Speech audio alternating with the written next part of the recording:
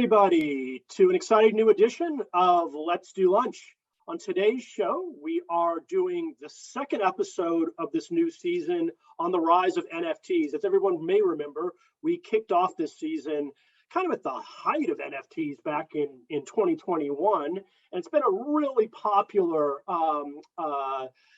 episodic series we've been doing. And we've been following developments in the space throughout.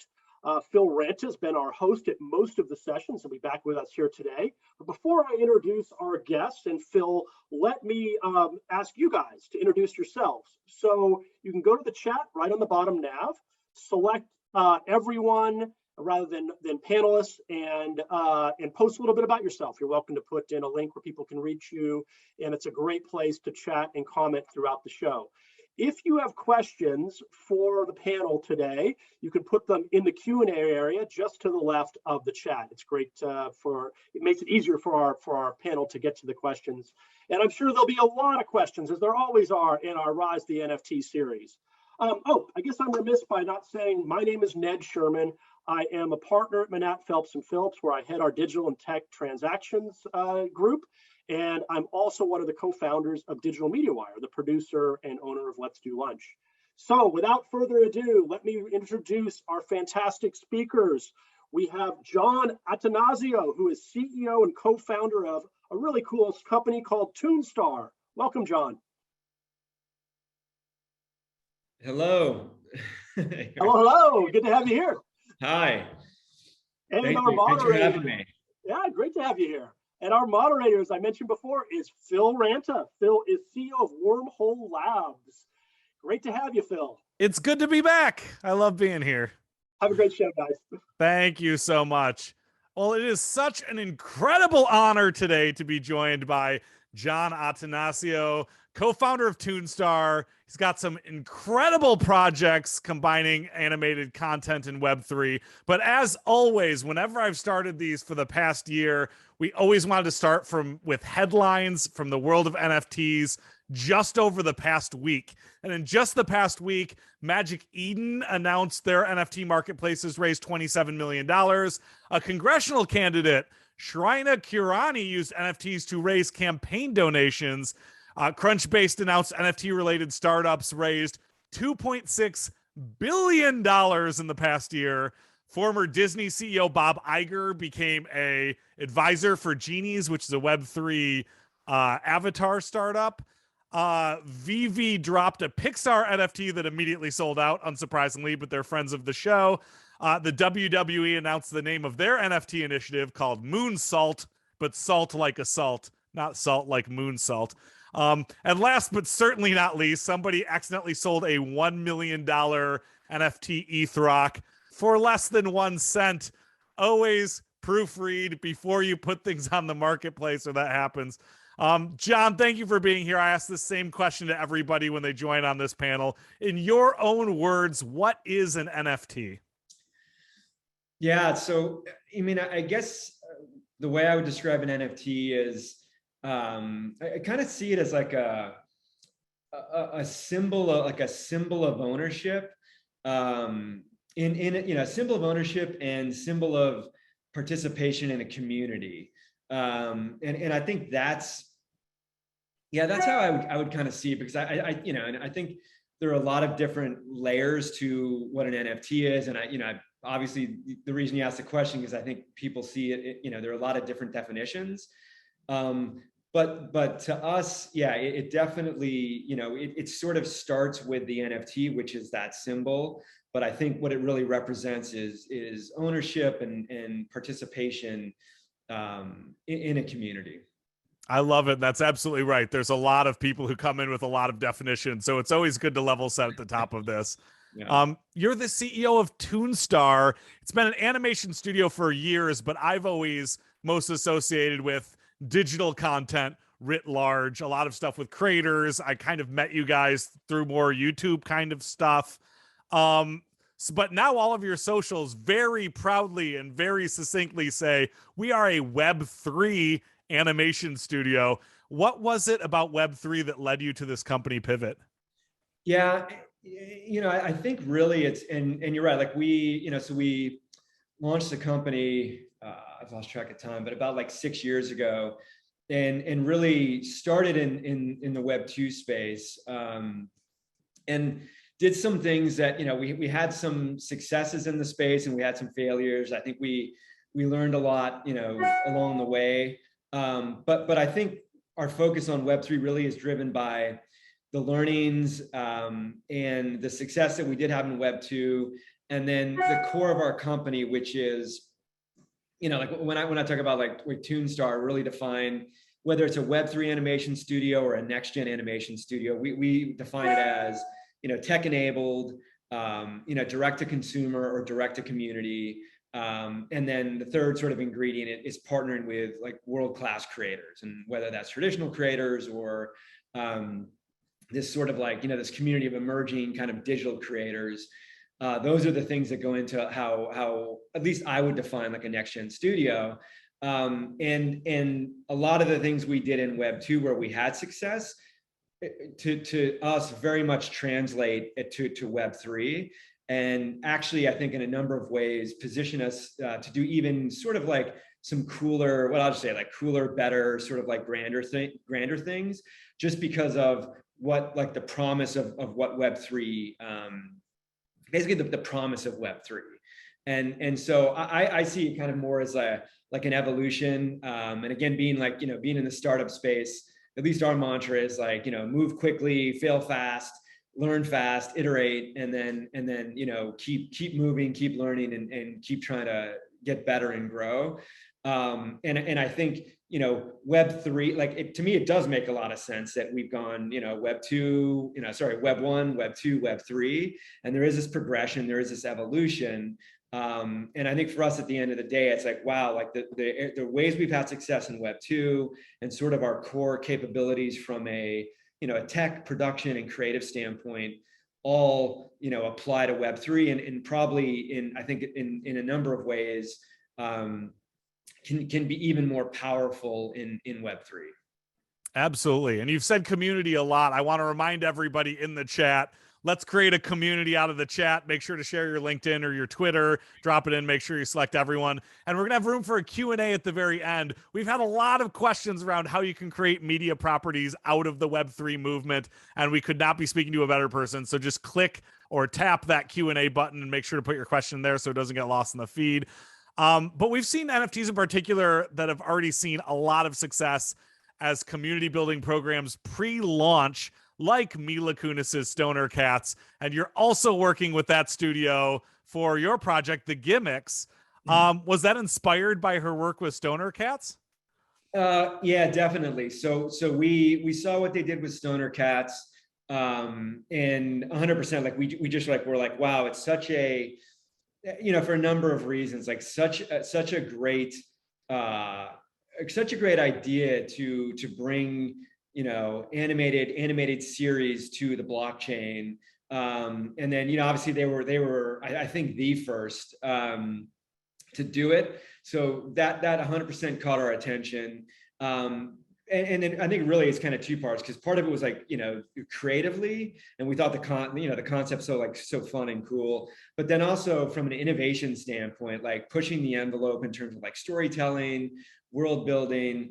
And we also thought it was so cool, like Mila, coming from, obviously coming from the traditional space, but really embracing what Web3 and blockchain can do for storytelling and creating communities. We thought was, we thought it's just, super cool and sort of like leading edge. And so that's what got our attention. And that's how, we reached out, and thankfully we got connected. And, we brought, so we created the Gimmicks, and we brought the project to them, and we thought it was just, we thought it was a perfect fit for Web3 and for the blockchain. And we thought they were, clearly like the perfect partner. And then thankfully everything worked out, and we're off and running. I love it. Yeah, I saw one question for Bill Schultz says, was Stoner Cats a success based on what metrics? I just know the metric of the initial drop was $8.4 million, which is a heck of a fundraise for a series. But also I've been checking back on the resale value of those, and it's maintained a strong community on Discord and a strong resales market, which is kind of a strange, I mean, it sounds like so capitalist, but it's kind of the gauge of ongoing success of an NFT project is like, does the floor price stay strong? Eventually that'll change, but that's what it is now, right? Exactly. Yeah. Um, Right. Yep. Yep. yeah. So what was it about the characters or story of the Gimmicks that made it feel like a Web3 project in your mind? So I mean, I think for us, it was a couple things. Like one was just sort of the world itself is, so creatively, the way we describe it, it's basically like South Park meets WWE, and I think that's like a pretty fair log line. And so when you think about that creatively, it's such a fun world. It's such an expansive world. We can take it so many different places, which means that like lends, to us at least, it felt like, okay, this really lends itself to, co-creation and, some sort of like, community driven storytelling. So I think that was kind of like one aspect to it. We're like, yeah, this is like a perfect fit for doing sort of like next level, co-creation on chain. I'd say it's like another aspect is there's this whole sort of like animated persona aspect to it, which is the series actually features their real wrestlers, right? So it features Luke Gallows, Carl Anderson, Rocky Romero, and Enzo Amore, and these guys are actually ex-WWE wrestlers. And so they're like legit from that community. And what we've done in a way, we've created animated personas. They're characters in a lot of ways, are animated personas of them. And I think the notion of like animated personas and like identity is something that also is like very native to Web3. And I think, you see that with like, why at least my opinion, why like PFPs, one of the reasons PFPs are so popular is because they're very much this sort of like malleable, kind of like flexible thing that people can kind of adopt, and then it becomes part of their identity in a way. Which again, I think is related to this idea of creating animated personas, which we've done a lot of that in Web 2. And so I think that's another sort of like aspect that, that really like, lend itself. And I guess the last part of it was like cameos, because then you think about, our plans for the Gimmicks and what we're going to do around like community driven storytelling, and there are going to be a lot of like cameo appearances. And I think, that's another reason that like you can do a lot of cool stuff with that on chain. So absolutely. Yeah, you talked a lot about community driven storytelling. Fascinating. And I know that there is a few people who've really focused on that. I mean, Bored Apes very popularly said, hey, if you have your Bored Ape, you can do whatever you want with the IP. So people have put it on merch. People have written stories about it. I know that our friends over at Storyverse are building out an entire platform for storytelling across all IP of these owned things. How does that work in a show? Because you want to make sure the show is good too. So right. So how curated is it? How community based is that? Yeah, I mean, and I think that's really the balance, because I think at least our opinion is, you and to at least we sort of approach it as like a skeleton, I guess, or sort of like guardrails in a sense, where we create canon, and we've got it. We feel like we're biased, but we feel like we have a really strong concept for the world, and we've partnered with. The writers. So Dave Eilenfeld, we call them the Daves, but it's Dave Eilenfeld and David Wright. And these guys are like super talented writers. They used to write for Family Guy, Star Trek's Lower Decks. So they're just great writers, and we're working with them to build out sort of the structure, the guardrails, and almost like the canon of the world. But then allowing a lot of like freedom within that world to move and like when you get into specifics, I think you can let the community drive specifically where and there's certain kind of aspects of what the community can do, like there different ways to lean into sort of like plot, like driving narrative forward, but there are ways that we allow for that with the community, as far as like creating, because we are like, this is we're going to be doing it's a weekly series, And we're going to do one up every week for 20 weeks. That's season 1. And every ep basically ends in kind of like a cliffhanger. So the community gets to, weigh in and sort of vote what's going to happen in the next episode. And that's one flavor of community engagement. Another flavor is we've got a Wikipedia, so that the holders can go into the wiki, it's our wiki, and they can go into it's our wiki. They can go into the wiki and then create a backstory for their NFT. The community will vote, and like the coolest or most popular backstory that character will get featured in an episode. And then we'll do another vote, and basically the best backstory will then become a full spin-off episode, and that token holder will get credited. It will get EP credit for that episode.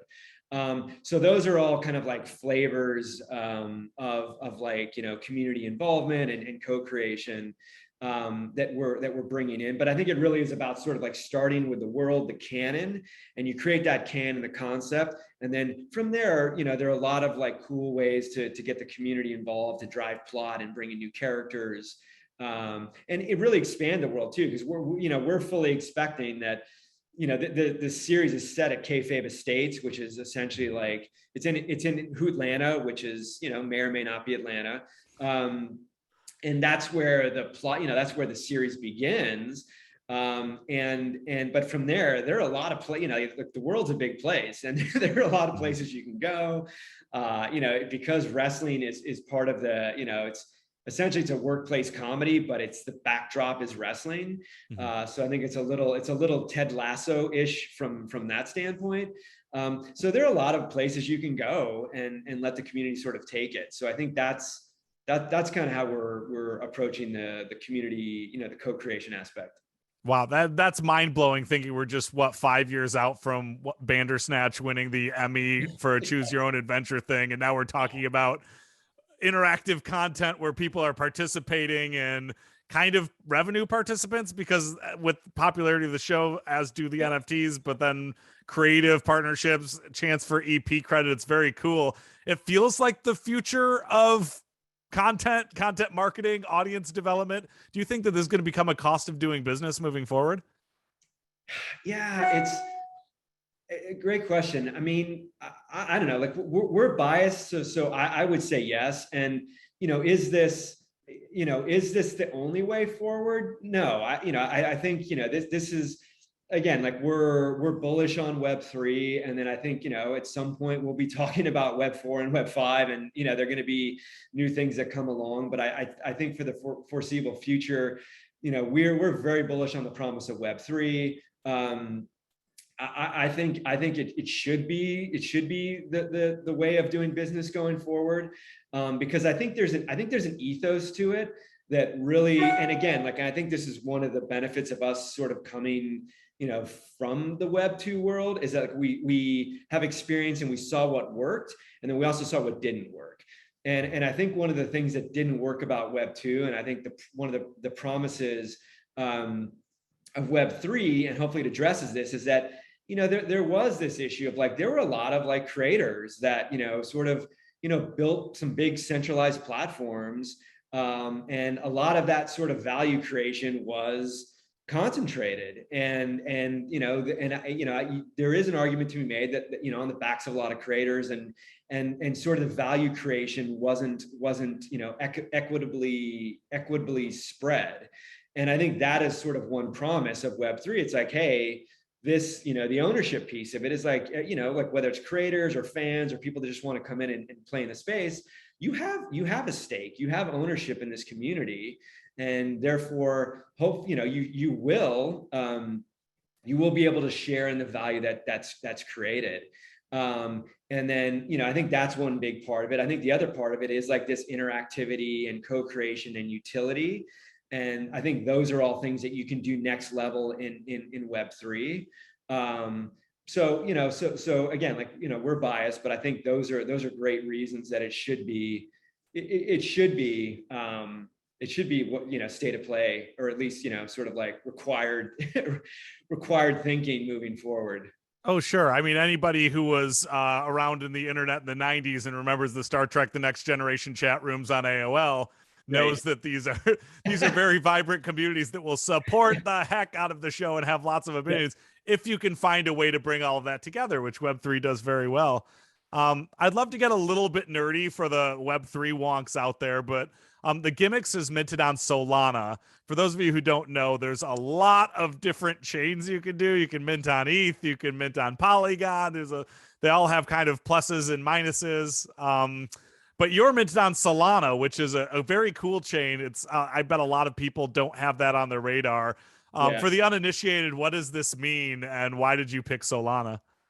So we picked Solana, and I think part of the answer to that is like what we're trying to accomplish with this particular project, and I think again for us that's been the approach, because I do think I feel like the most successful projects will have a lot of thought that go into them, and it's sort of like what's the goal, who's the community, what are you trying to accomplish, what utility and experience are you trying to provide to the community, and so that I think should be the starting point of the projects. And for us, one of the goals of this project was like looking at, again, going back to this idea of like, hey, this is South Park meets WWE. And so who are the people that are going to be like the ones that really want to come and play and be part of this world?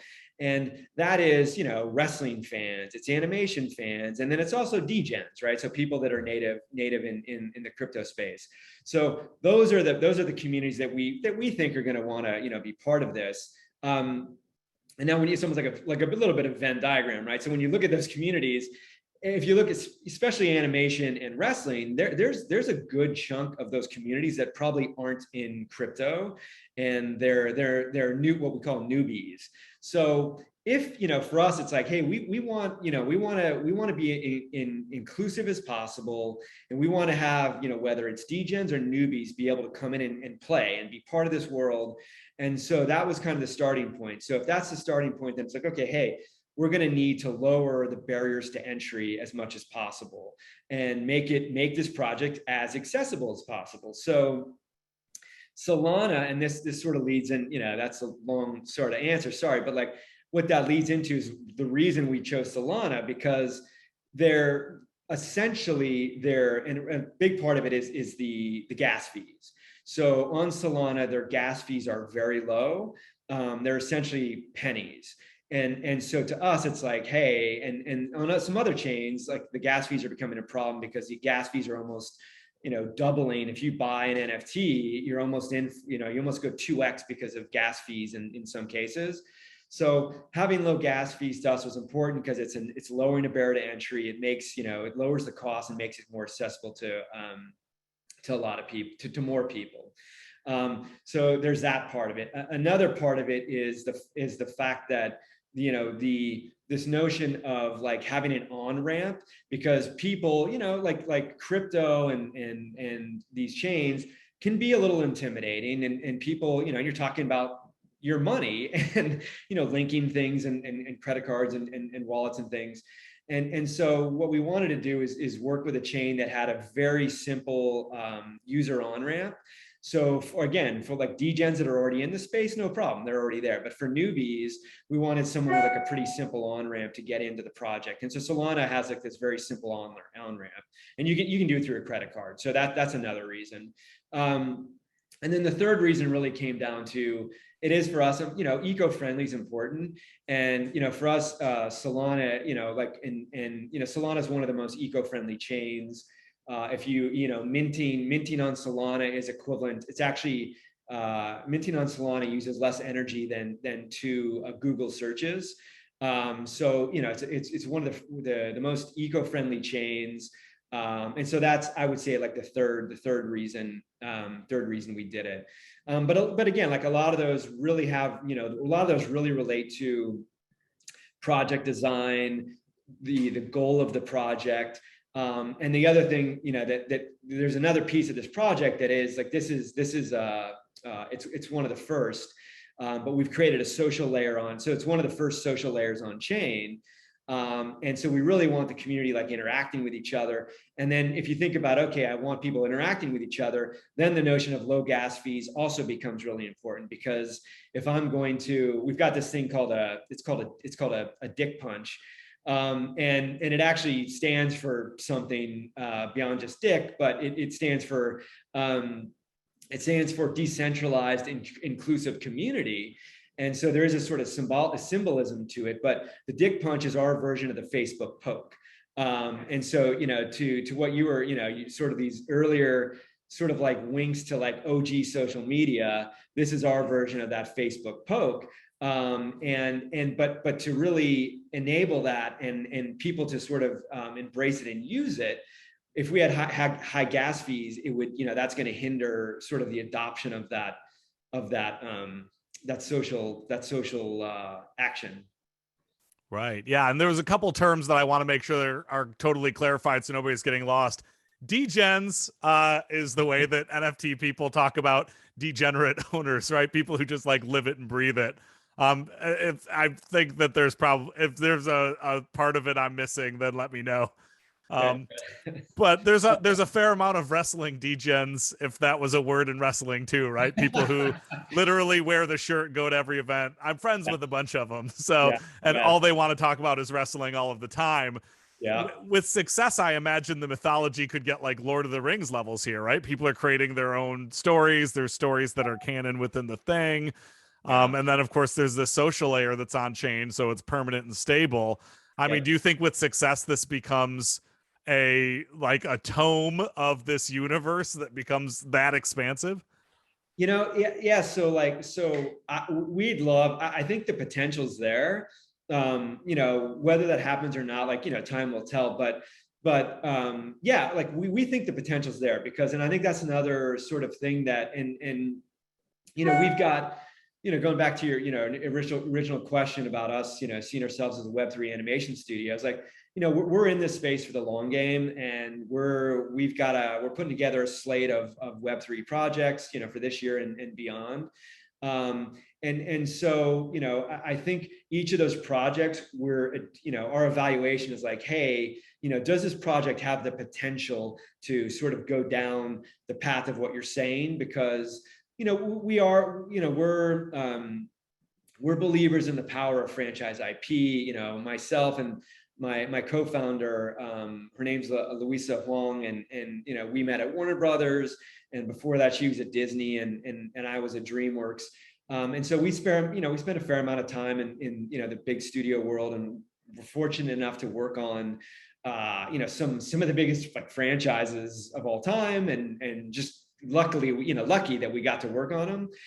But what we learned is like, hey, franchise IP is powerful stuff, and it's super scalable, and it's amazing.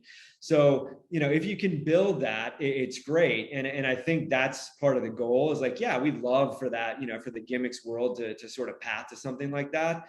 And I think the starting point is doing good creative, having a strong concept and delivering. And I think this is a big part of Web3, really delivering on what you say, because I think, with any space, and the same thing happened in Web 2 and it's happening in Web 3, is you get a lot of people rush in the space, and you get some people that, aren't doing, they're not doing great stuff. And there are these ideas of cash grabs and rug pulls, and those are real things. And so I think you really have to, as someone that's either evaluating projects that you're going to back, or evaluating projects that you want to become part of, doing research and sort of looking at who's part of the project, what's the mission, what's the concept, all those things. But I think if you do your homework and if that work is put in, then we believe that this can be sort of the birthplace or springboard for IP of that magnitude. Certainly, yeah. And frankly, it's these can continue evolving along with the technology, right? A lot of people forget that NFTs, I mean, we just did our first Rise of the NFTs a little over a year ago, and at that point we still had to say an NFT is a non-fungible token. What is fungible, right? We still had to have that conversation. The world has now moved on from that really quickly, which is great. Just a reminder, everybody, we're going to be getting to the Q&A soon. So if you've got any questions, make sure to drop it into the Q&A box. One thing that's really exciting about you guys at Toonstar is the NFTs can largely be considered a quote unquote cartoon movement, right? Like, if you take out kind of the Beeples and the Fewliciouses of the world who are creating kind of like one-off works of art that are being sold, the buzziest ones are hand-drawn characters or digital characters like Bored Ape Yacht Club or Atom Bomb Squad or World of Women.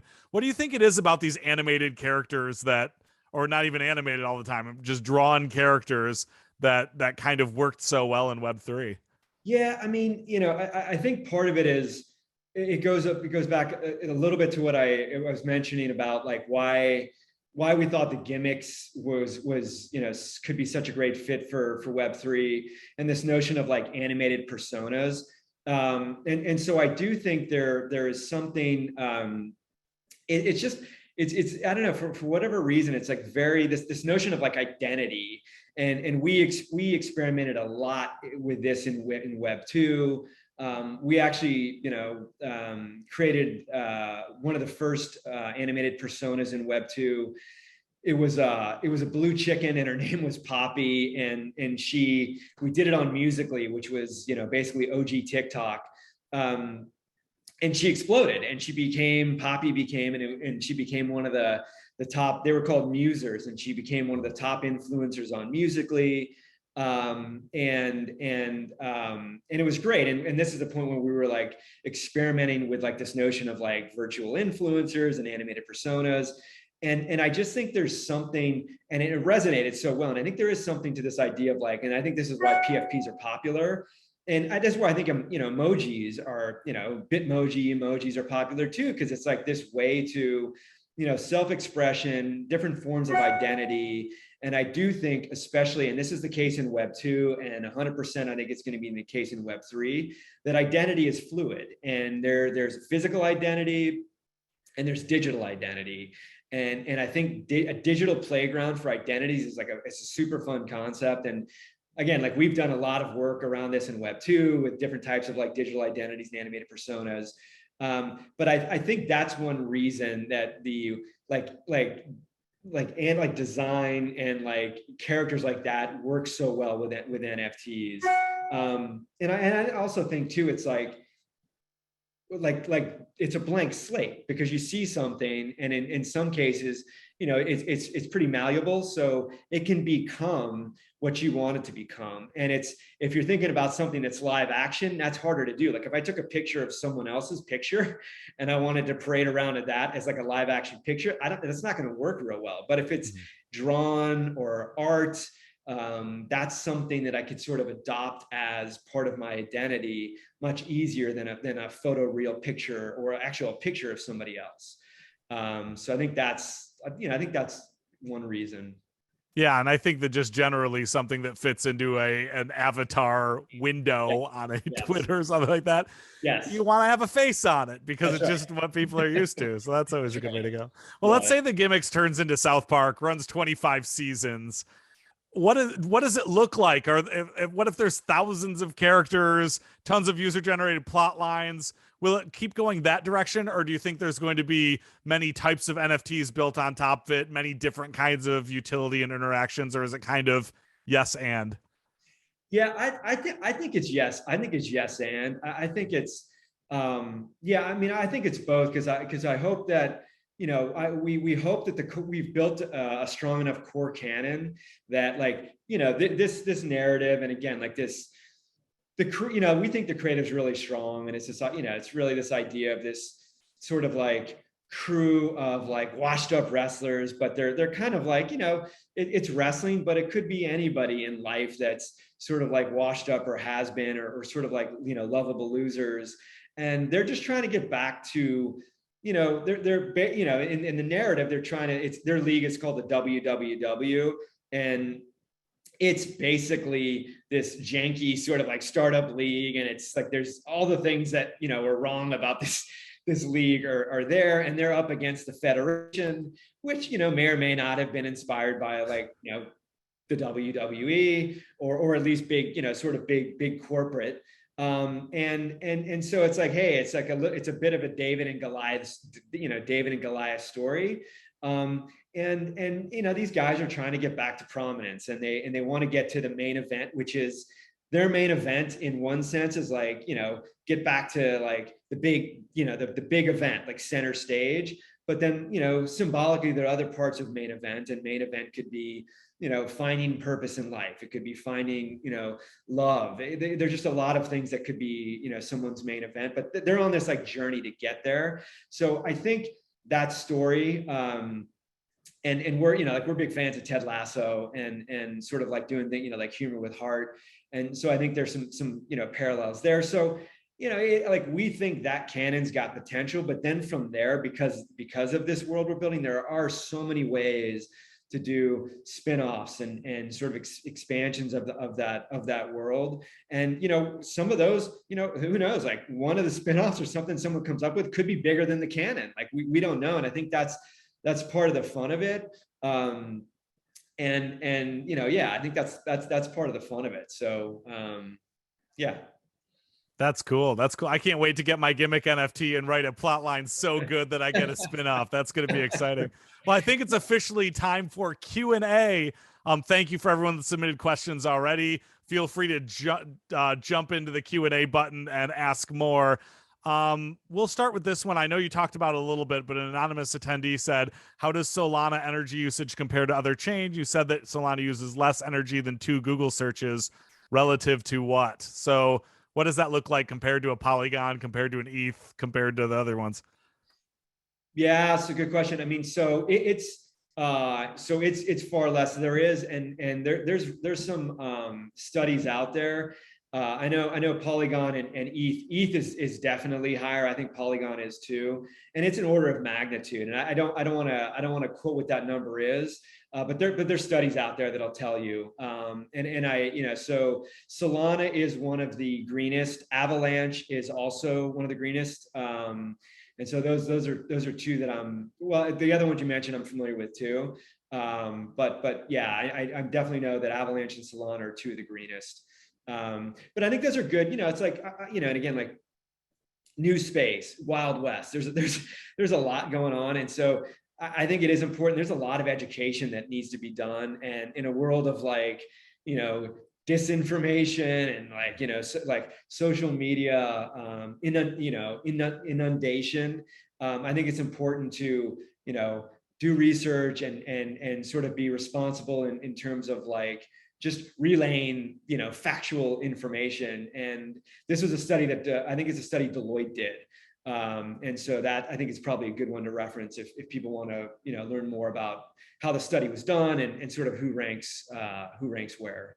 Yeah, no, that's an excellent point about people doing their research, because you still see it on Twitter all the time. Someone will launch an NFT project on a pretty clean chain, a Tezos, a Polygon, whatever, and people will write, "You're killing the environment." And it's like, that's right. Well, there are chains that are dirtier than other chains, but let's not, like, this is a whole huge ecosystem. This isn't one thing, right?